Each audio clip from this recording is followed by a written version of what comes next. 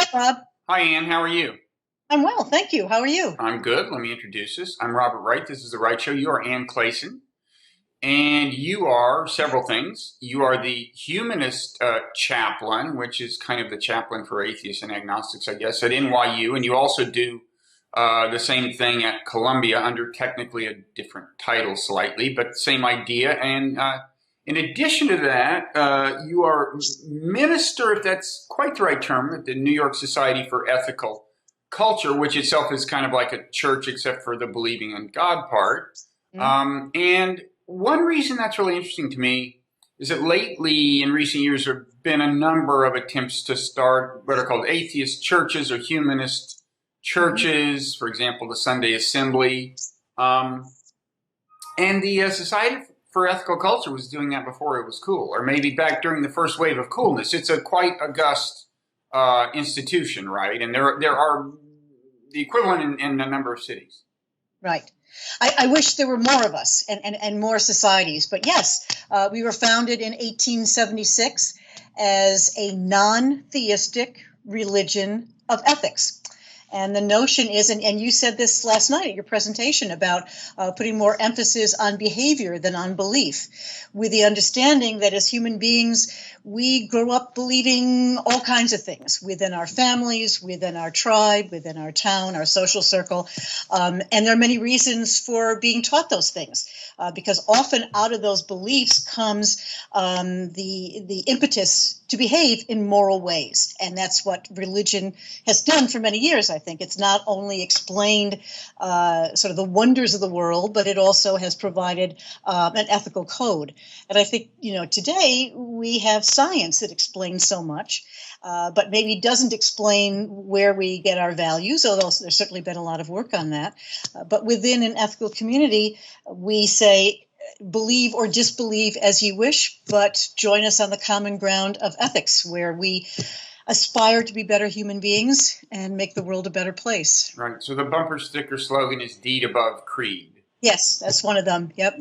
And it's interesting because it kind of stands in stark contrast to the new atheists, the so-called new atheists, who believe that religious belief per se is this horrible thing that has to be stomped out. You're quite explicitly taking a different approach, just judging people by their behavior, not their beliefs.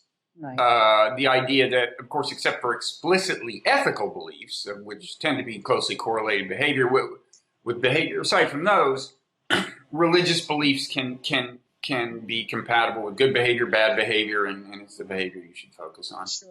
Well, I think the new atheists, and again, I don't like to lump them all together, but they've done that to themselves, so why not? The quotation that you showed at your presentation at UTS last night from Christopher Hitchens about Dr. Martin Luther King, I thought was so revealing, because he describes what King does, and then he says, but of course, I'm not quoting him exactly, but paraphrasing, but of course he's not a Christian. And, they do the same thing about religious humanists. Okay, well, you do these things, but it's not really religious. Well, why? Because they tell us so.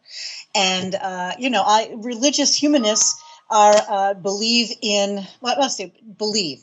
We meet in congregations and communities because human beings need to do that. Mm-hmm. Tomorrow I'm doing a wedding. I've done one weekend, I did a baby naming, a wedding, and a memorial all in one weekend. Mm-hmm. No mention of God. The spirituality, if it were made explicit, was really about how wonderful to love one another and to have this connection and to make this commitment to be with each other. And that doesn't require a belief in God. So I think, where they are certainly not humble in their thinking is, and where they might have that cognitive bias, is that they don't know enough about religion. Mm-hmm. They assume it's something, and it's like a straw man in a philosophical, logical argument. They've created this straw man of religion, and then they're busy knocking it down without having any deep understanding of what religion is. So the Martin Luther King quote was apparently an attempt to argue that, granted, Martin Luther King did good things in the name of religion, but since he wasn't really religious, according to Hitchens, that doesn't count as religion, an example of religion being good. And the argument was bizarre. He said, because Martin Luther King did not threaten those who tormented him with eternal damnation in hell, he couldn't be a Christian because hell is a Christian doctrine. I mean, of course, turn the other cheek and love your enemy are also Christian doctrines. But in any event, that was a really strange piece of logic in his book, God is Not Great. But it's interesting. So you're saying that you get the same, or your movement gets the same thing from some new atheists for the same reason. That they don't want to, because they would admit that you're ethical people doing good, and you're saying they don't want to acknowledge that is religion doing good. And I say that the one that David Silverman is, from American Atheists, is probably the most vociferous about this. And the few times when I've met him, well, difficult. I'm sorry. That's my email letting me know. Anyway, but the few times I've met him, he's really not interested in a conversation. But I understand that he has a role to play. And as a militant atheist, he's out there. He went to a CPAC conference and, so he's kind of out there in people's faces and he has a role to play. And that's fine, but acknowledge that I have a role to play too. And my congregation believes in being good without God. And we've been doing it since 1876. Now, it's interesting. So you do consider yourself a religion. I would think that the new atheists aren't the only ones who would have a different view. I mean, a lot of people's conception of religion doesn't include a movement that makes no mention of a God or anything like a God, even, abstract words like the divine. I mean... Yeah, even my own members have a problem with that. And I like to joke with them. I said, when we get really bored around here, we have a discussion about, is ethical culture a religion or isn't it? And when I know that when that conversation comes up, I go, oh, okay, we need to get to work on a social justice issue because they're getting bored. Because it's a non-issue in some ways, although it's a big issue to others. So our founder, Felix Adler, was pretty clear. He said, ethical culture is not my religion. Ethics is my religion. So the word ethical culture is to create a culture that supports and inspires ethical behavior. And so he said, in that community, there'll be people for whom it's a religion and there'll be people for whom it's not. And that's okay. How are we doing the work of the world? And so the work of the world included, founding different institutions like the visiting nurses or co-founding the ACLU or the NAACP, working against child labor, et cetera, et cetera. And his notion was that there would be a community that some people might be religious and some people might not, but again, the emphasis on the behavior. And I think, it's a kind of a creative tension in the movement, I think, whether or not it's a religion. And we like to joke and say the Unitarian Universalists ask, what do you believe? And ethical culture and religious humanists ask, how should I behave? So, and again, that's maybe too simple a distinction, but it shows you where our emphasis is. We can certainly talk about belief, from now until the cows come home, and it might be entertaining.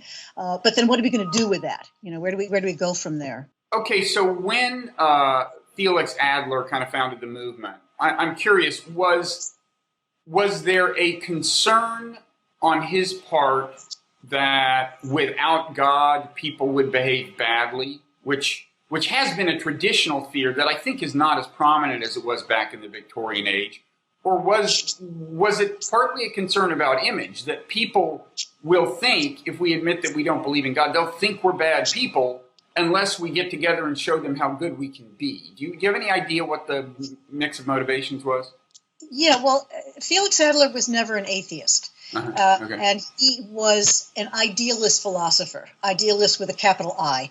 In fact, he taught at Columbia for many years, and his son-in-law, Horace Free, started the religion department at Columbia. So his philosophy comes out of the transcendental movement. So for him, in other words, he doesn't believe in a supernatural, anthropomorphized deity at all.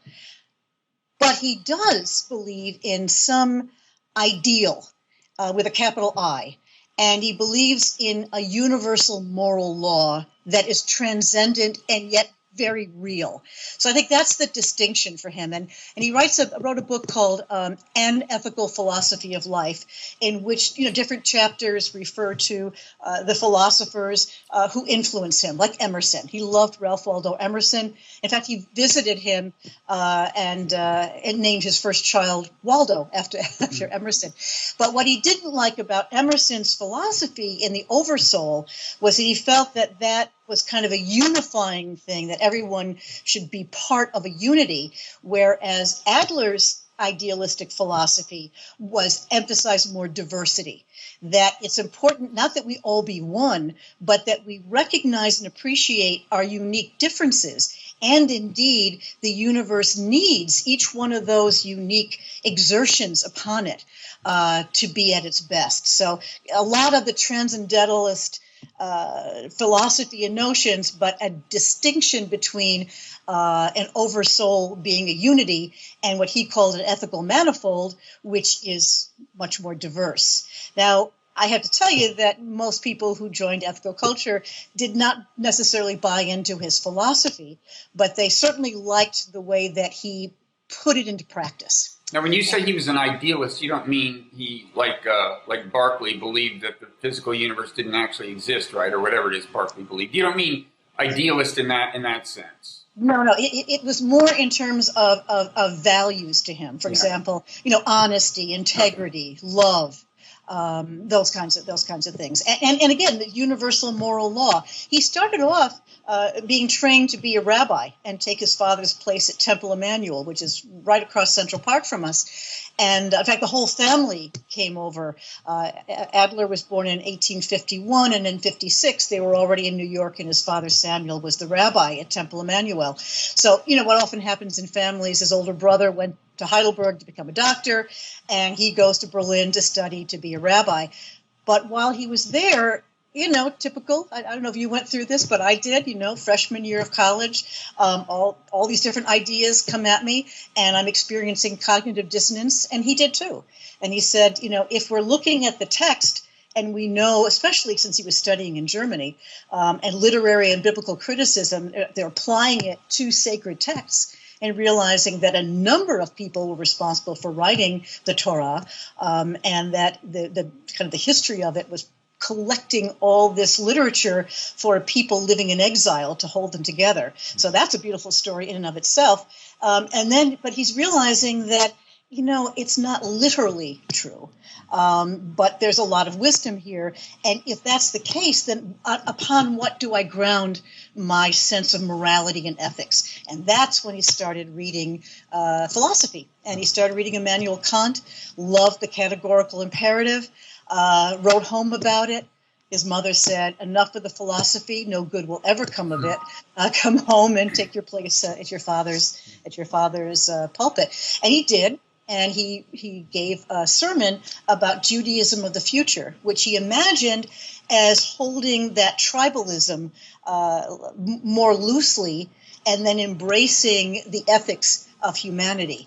And the story goes that the trustees thought it was brilliant, but they had taken Judaism as far as they could go in the reform movement and weren't going to go any further. So as a result, some of the people who liked him and heard him and liked him, got him a gig at Standard Hall and then later at Carnegie Hall to give a series of lectures, and that became the beginning of ethical culture.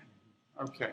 So your congregation, as a technical matter, you would welcome people of any religious persuasion in addition to atheists and agnostics, but I take it as a practical matter, your congregation consists mainly of atheists and agnostics? I would say so. We do not require a conversion process. And I'm familiar with that because my father, who was Dutch Reformed, converted to Catholicism when he married my mother because the children would have had to have been raised Catholic. But we don't do that. So we actually do have some people who continue to go to a temple or to a church. And very often they do that around the holidays. It's kind of something they grew up with. It's a tradition for them. But I would say that for the most part, atheists, agnostics, yeah. Okay. And a lot of atheists and agnostics just don't feel the need for that kind of thing. So exactly. Is it possible to generalize about the kinds of people who are drawn into a congregation like yours? Why they feel the pull? Mm-hmm.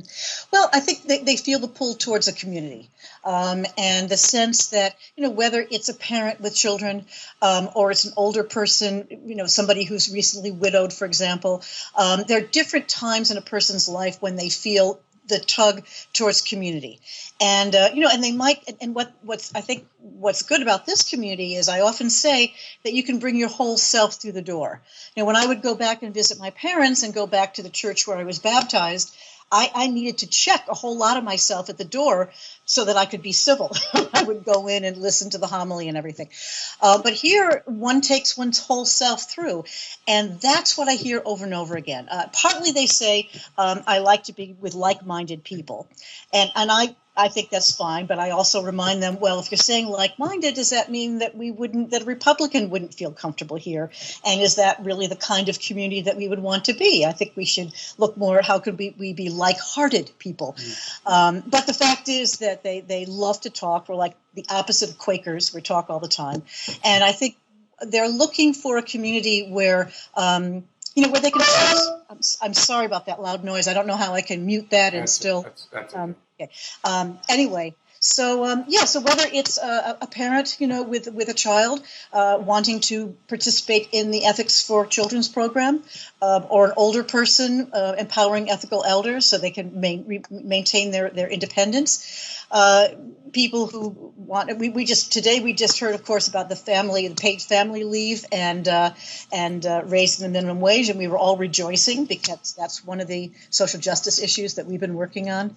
So a lot of different things will draw people, but I think once they get here, there's just there's a social connection, because if people don't make a social connection, they don't stay, and so people care about one another. I just took lunch to one of my members who's feeling kind of heartbroken because one of her friends who has Alzheimer has had to move closer to her daughter, and she's missing her. So, we take care of one another. Okay. Now, I mentioned that there are a number of recent attempts to start something kind of like, your group. The Sunday Assembly is pretty well known. I think you're on the board of the New York Sunday Assembly. What's your sense, first of all, is Sunday Assembly the main one you think of? Are there others? And what's your sense for how it's kind of going, whether these things are picking up momentum? Right. Well, there are others. It's one of many. Sunday Assembly was started a few years ago by Sanderson Jones and Pippa Evans. And they are two comedians from the UK and London. And, they had a notion, they said they were talking to each other, remembering what fun they had in church, and wouldn't it be nice to have a church without God? And so they thought they were inventing it. They didn't realize there were already quite a number of communities already, but that's fine.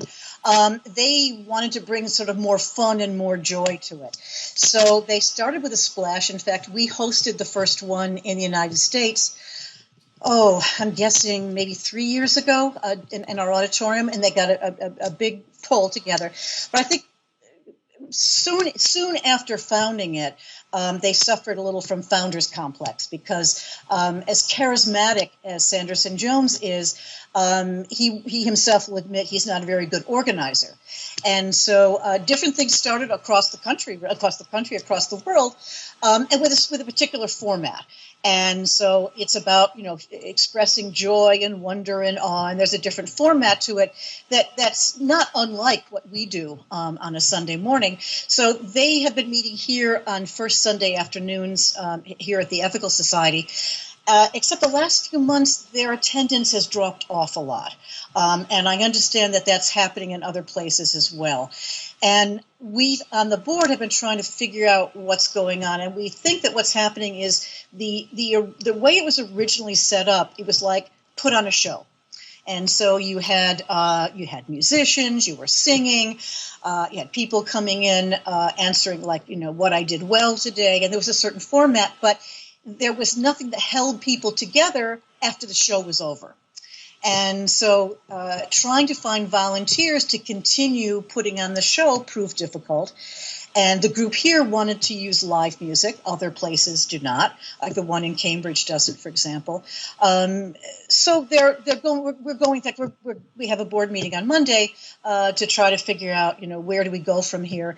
And one of the board members, he was at your presentation last night, Adam Gunnerman, is looking at it from sort of the social justice perspective. What can we do in terms of community service and social justice, building community around that, and sort of making that a feature of Sunday Assembly. I don't know whether other Sunday assemblies are doing that. So that would be kind of comparable to the charitable work that some churches do?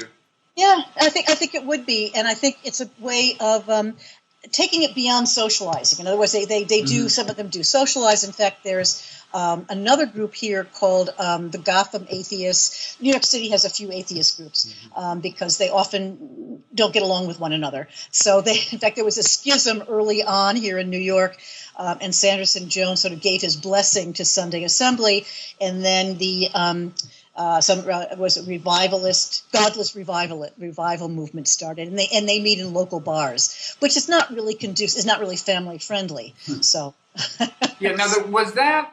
I gather. I don't think this is the same thing you're talking about. Maybe you are. I heard that there was a split within the Sunday Assembly early on. There was dissension over the very question we discussed, which is that should this be a place for atheists only, or should we say everyone's welcome? This just isn't about God. And in the end, the latter group, I think, won out, and that is the character of Sunday Assembly, that it's inclusive.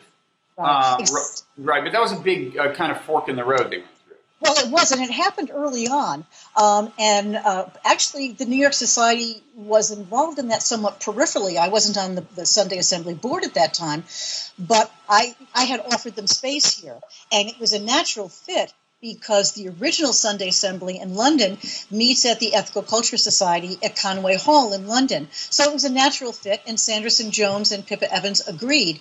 So using the society as the venue was a bone of contention at the very beginning. So I was sort of peripheral to that, what was going on at that time, but that was a big deal because the New York City atheists did not want to meet here. They had a particular animus against a group that calls itself a religion. So. Well, the decision to put kind of social justice or charitable work or whatever at the heart of it is an interesting one, because it's certainly not all the case that by any means, that during the heyday of kind of conventional churches, that was the reason people were going to church. I mean, I remember, we when I was young, Southern Baptist, my parents would give a percentage of their income to the church. The idea was some of that was going to charitable service, but that wasn't what church membership was mainly about. And there's a lot of people who would get benefits, psychological benefits out of going to church, who wouldn't be up for doing a whole lot of actual work in the streets, right? No, absolutely. And, at the end of the 19th century, ethical culture was one of many groups, religious groups, in the social gospel movement. So there was quite a bit of activity within Christian churches to actualize Christianity through charitable work.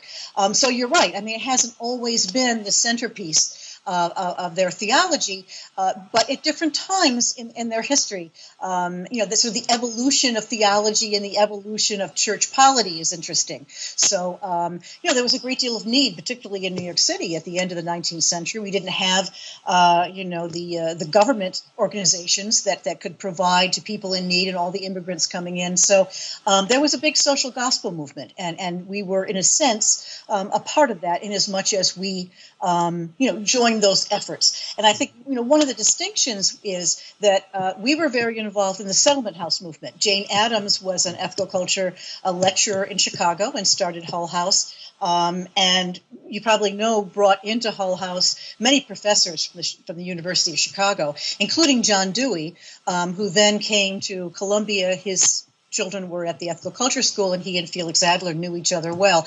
Differed somewhat on their pedagogical philosophy, but, got along well enough. And then here, Hudson Guild in Chelsea was started by ethical culture leader John Lovejoy Elliott. So I think, the way that we looked at social gospel, if you will, or social justice was not in promoting our particular philosophy or religion, but in saying, how can we be good neighbors to you? How can we help to empower you?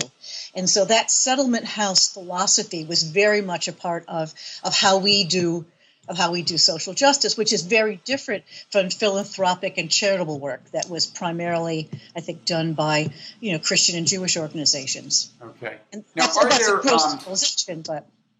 Are there particular humanist churches or maybe particular chapters of humanist churches, like chapters of Sunday Assembly, that are doing really well and you kind of think you know what they're doing right? Yeah. Well, we're always trying to figure that out.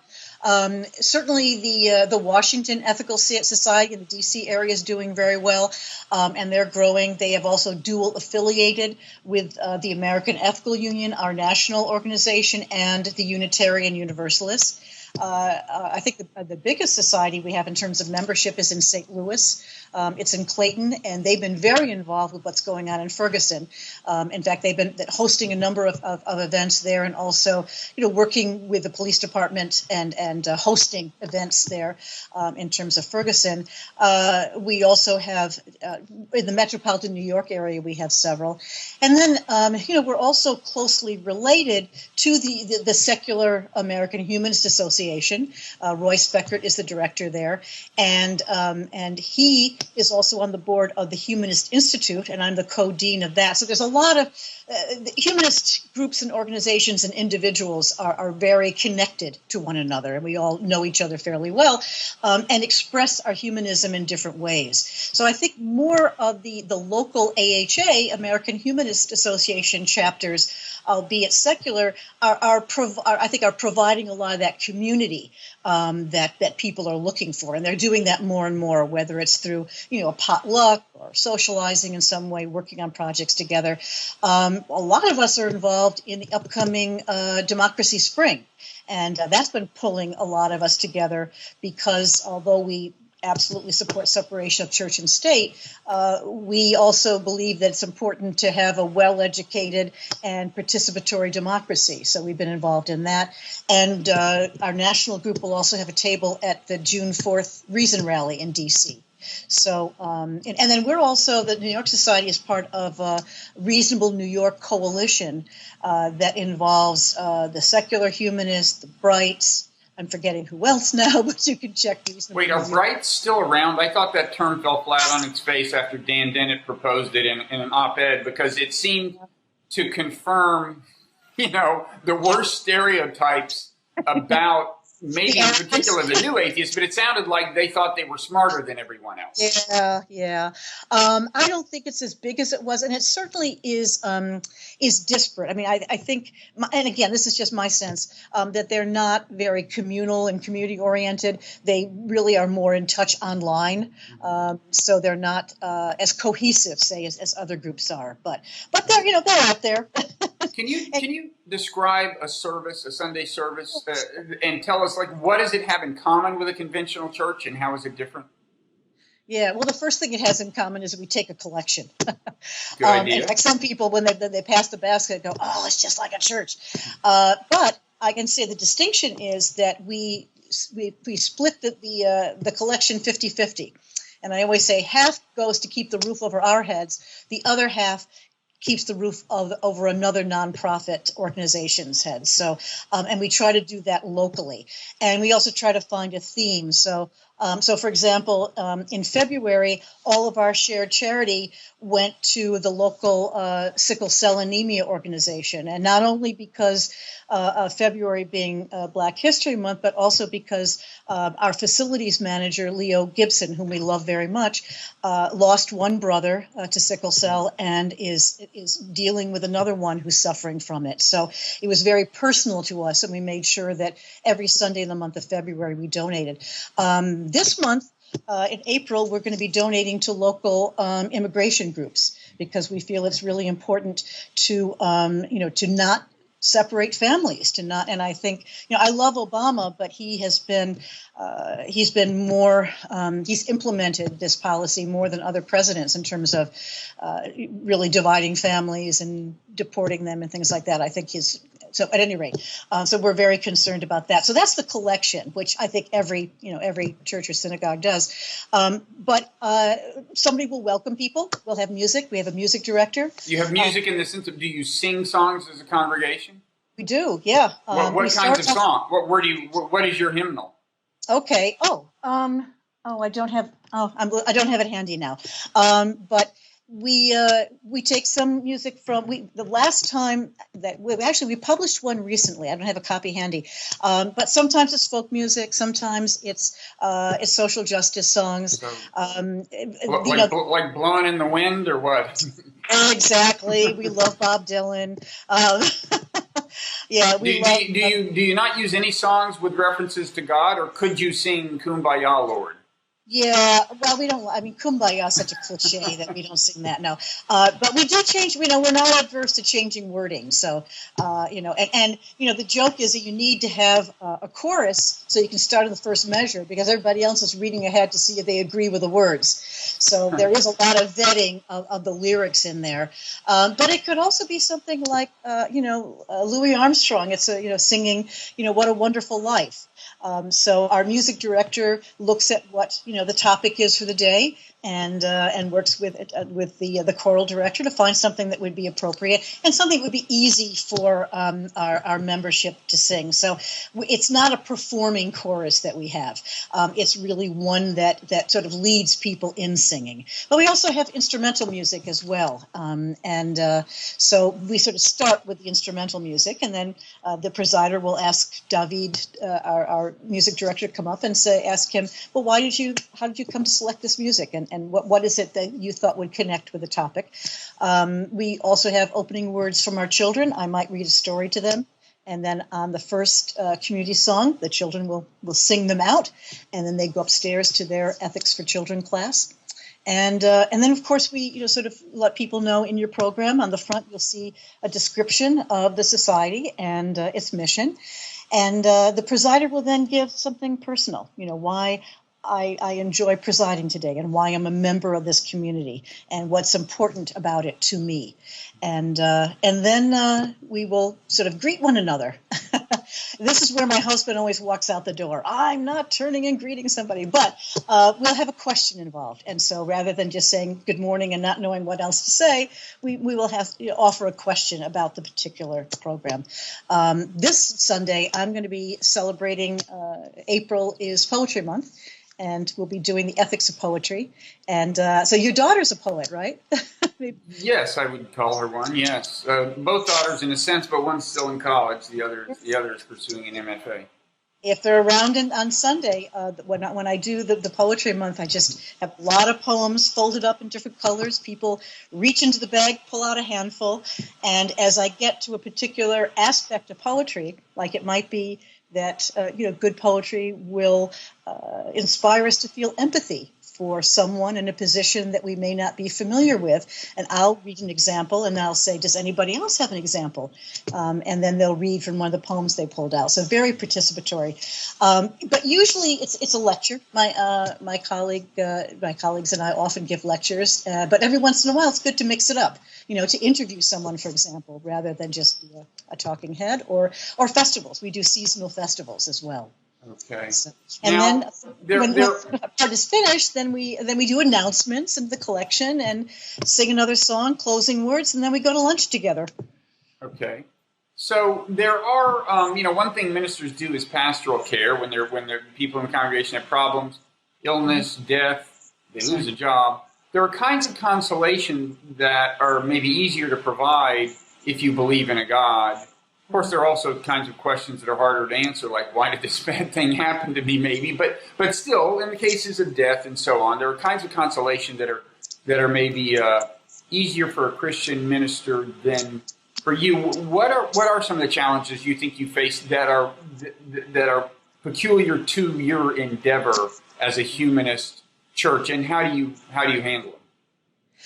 I don't find those kinds of challenges because, the role of a chaplain is to connect to whoever is in front of us. So if I have someone in front of me who believes in God and for whom that God image is important, then I'm going to listen to that. And I'm going to wonder in what ways that belief supports this person in whatever journey they're on. But mostly I'm with someone who does not believe in God and is very realistic about what's happening. And in that case, again, it's about, to me, spirituality is about the connections that we have to others and what kind of inner resources do we have. So I want to understand when I'm sitting down with someone, what kind of inner resources do they have? What kind of connections do they have? How are they finding meaning in their lives? So when I told you before that I went to visit someone today, a lot of the meaning for her has been this friendship that she's had with someone who has Alzheimer's and is now being removed from where she's lived for so long to be closer to her daughter. But in so doing, it's a kind of a grief for those who have been friends with her. So I think, a lot of it is, most of it's listening. 99% of it is listening. And when I got my doctorate of ministry, one of my professors said, when you sit down with somebody, the first 20 minutes belongs to that person. And you're listening. And you're listening for where and how it pinches. And so then at the end of the 20 minutes, you sort of take a breath and say, may I reflect back what I heard you say? And I'm wondering about this or about that. And so, but any good chaplain, no matter what the faith background, should be trained to do that. Now, I spoke at a Sunday assembly in San Jose, California, not long ago. And it was a good crowd, 80 to 100 people, I guess. I was the guest sermon, so to speak, except it wasn't secular. But it reminded me demographically a little bit of a Unitarian church. And I would imagine in terms of belief there was a pretty close correspondence, because I think your average Unitarian doesn't actually believe in God in the sense in which your average Christian means God, but also I would say one thing I've noticed at both kinds of places is kind of an older demographic. And now that's also a challenge that maybe some mainline churches face, but there are also churches, maybe evangelical churches and so on, that have an appreciably younger demographic than some of these humanist churches I've seen, and then the UUs, the Unitarians congregations that I've seen. So is this an issue you face, and if so, what are you doing about it? Yeah, it's a big challenge for us, and the younger generation, the millennials, the Gen Zs. It's a real challenge, and that's one of the reasons I'm happy to be on college campuses, NYU and Columbia, because they're not getting up in the morning and coming into the society or a UU church. I mean, they're just not doing that. And so the challenge is, how do we meet people where they are? And so that's why I really love the work that I do on campuses, because I meet them where they are. And of course, the invitation is always open, to come to the society, and sometimes some of them do. But it's a real challenge for the stalwarts, the older generation, who get a little anxious, about whether the society will continue, and have to recognize that it will be taking different forms. There's also something called Oasis, and they also get together a lot, and they're growing. And I think that's a good thing. So I think, reaching out and understanding that we all need to connect as organizations together, and not, as one of my colleagues said, we can't purify ourselves out of existence. So in other words, we do need to be much more open in terms of the modality in which we make our presentations, the vocabulary that we use. I love to look at the Pew Forum to see what's happening there. And they came up with the SBNR, spiritual but not religious, and the nuns, NONES. And so that's a very interesting thing to be looking at. And I like what you're doing too, because I think we're doing a lot of this in terms of humanist spirituality.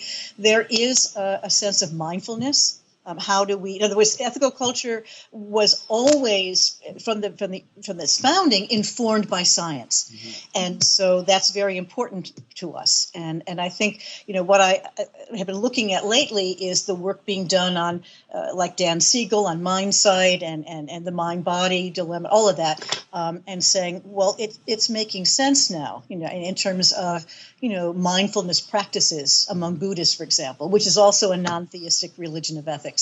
And we have a lot in common there. So I think it kind of somehow it's all coming together for people, I think, in that spiritual but not religious. But I think what they mean by religious is they don't like the institution. They say the institutions are hypocritical, whether they're misogynists or homophobes or whatever, that they find the institutions hypocritical. And so they're looking more for something spiritual that does not have that overlay of history to it.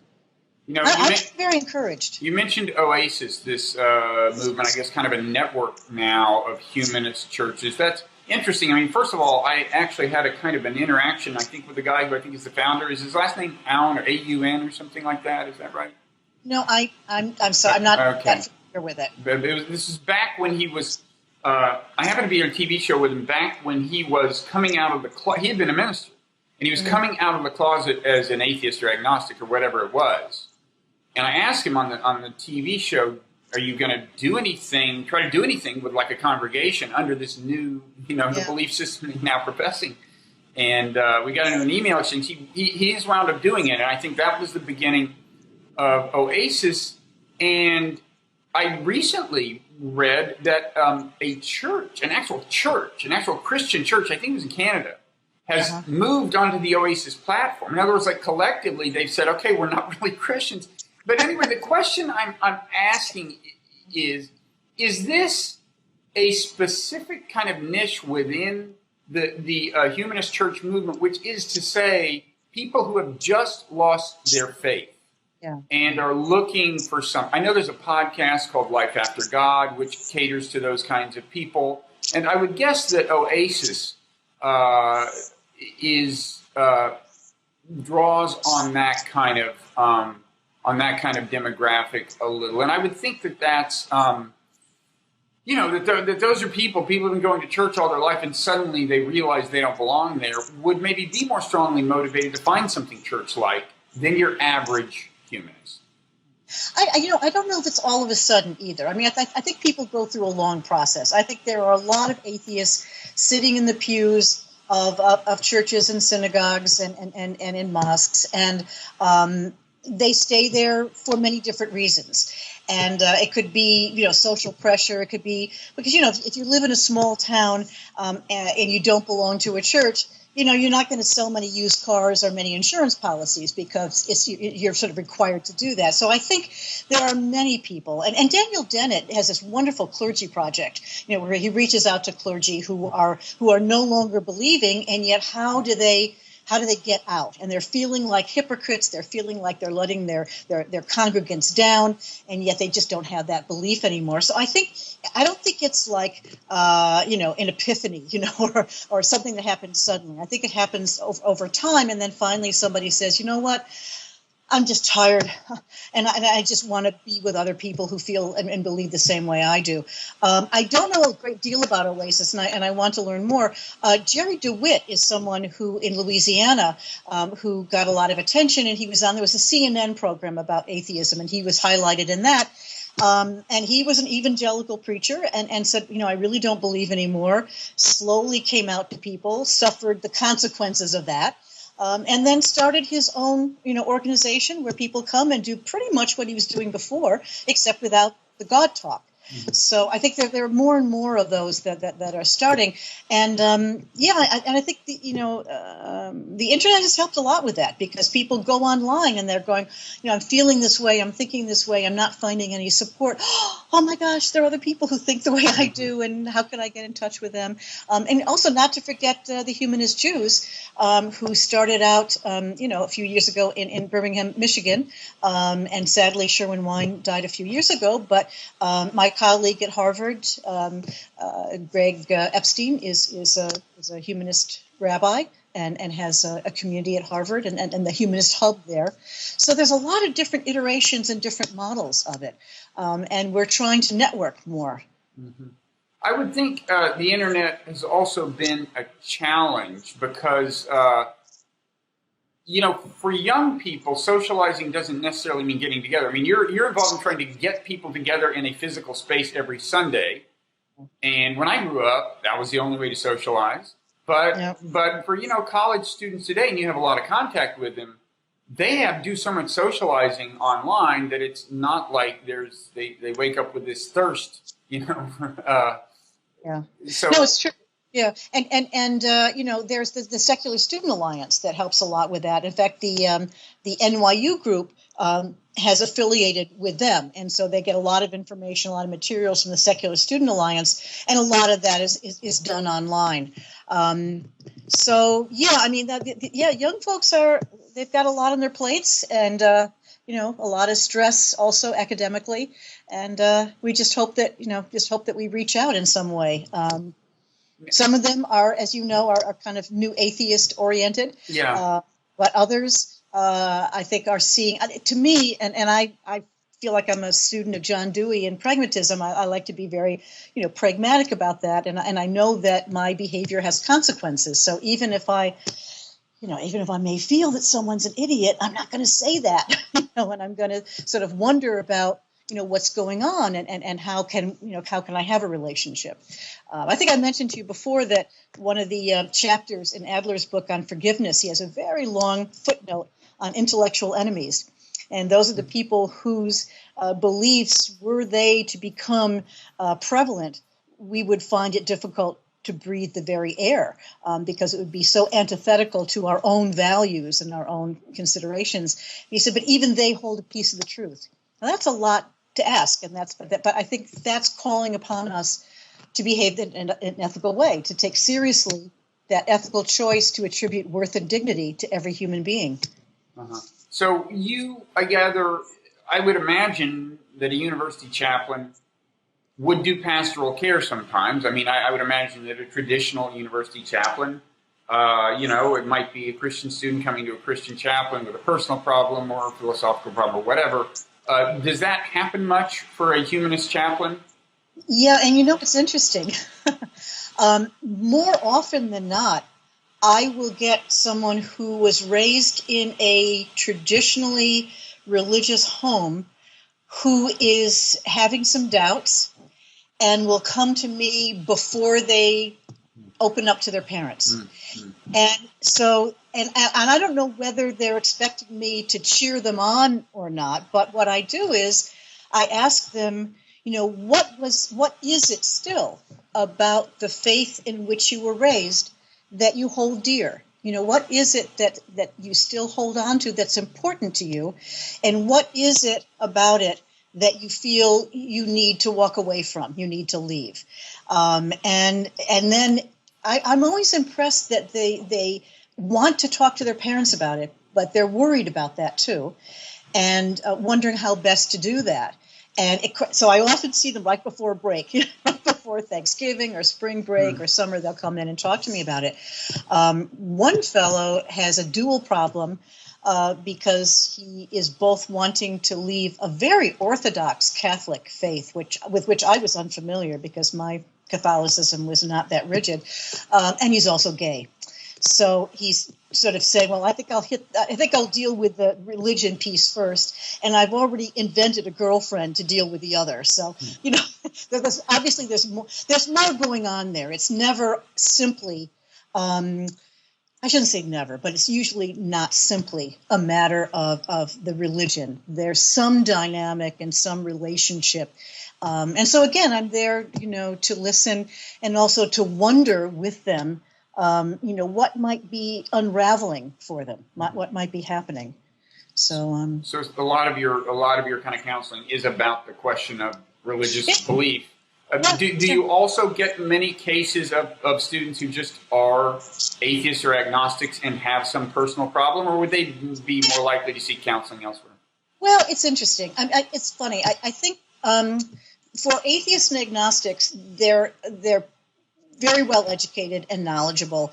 And so they probably, and many of them are already in therapy, certainly in my congregation here. There are some therapists who are members and they've been in therapy. So one challenge I've had is to sort of let my members know, and also students, that pastoral counseling is a little different. In other words, I'm not doing therapy with them, although I have the training sort of intuit or understand what's going on and am able to refer them to people. But I think mostly I'm a sounding board for how their beliefs inform their life, how their unbeliefs inform their lives. What kind of relationships. I mean, for example, an atheist dating an evangelical Christian. There's a strong sexual attraction. But how are they gonna navigate that? How's that going to work out for them? Because there are challenges there. So yeah, it's all about how do we get along with each other? How do we relate? And I think so much of the ethics of identity. I went to hear Kwame Anthony Appiah down at NYU a few weeks ago, and he was discussing cosmopolitanism with a Christian professor. Kind of interesting that. And, it's about a lot of what he talks about is that identity. And I think that faith, religion is a very strong identification, is a very strong label that we grow up with. And so you're not just leaving a religion, you're kind of, breaking out of a cocoon, if you will, or, changing your identity. On the other hand, there are a lot of kids, who didn't grow up with any religion at all. Wedding couples that I see, maybe their parents and grandparents had some tradition, but they really don't have anything. So sometimes we get people who grew up with nothing and think they're missing out on something, but they don't want to go all the way to a God belief. So they check us out for that reason, too. Okay. So we said that a number of the kind of newer humanist churches some of them are struggling. But on balance, looking back over the last 30 years, and also some of the traditional humanist churches are struggling, I should add. But looking back over the last 30 years, say, if you add it all up, Ethical Culture Society, Oasis, Sunday Assembly, things in this space, is total membership kind of clearly growing or not? Yes, but we're talking about people who are non-joiners. So are they signing on the dotted line necessarily? Are they making financial contributions? Maybe not, but I think that they certainly, come and they know about us and like to know that we're there. We're not, I think we struggle sometimes financially because non-joiners don't tithe. And so we find we're in a position of renting our space out to more traditional Christian churches because they're able to afford it more than we are. So there are some challenges around that. And also someone who's progressive or liberal is also going to belong to the ACLU, the Sierra Club. They're going to be involved in environmental issues. They're not going to put all their eggs in one basket the way an evangelical Christian Orthodox Jew might do. So I think that's a consideration as well. But I think the movement overall is growing because it's reasonable, it's rational. Although sometimes that can be an impediment. I grew up in Palmyra, the birthplace of Mormonism. It's got to be the most, to me, it's a cosmology more than a theology, and yet millions of adherents to this. So maybe reason and rationality isn't the greatest draw. Okay. Well, thank you so much for taking the time, Ann. I will be speaking at a Sunday service at the New York Society for Ethical Culture. I think it's in May. I'm not sure, but June 19th. June, Sunday, good. Okay, so I've got time to actually prepare something. Excellent. So, but in any event, I'll get to see some of this firsthand, and I'm looking forward to it. So keep up the good work, meanwhile. I'll see you then. Okay. Thank you. This is a pleasure. Thank you. Thank you. So long.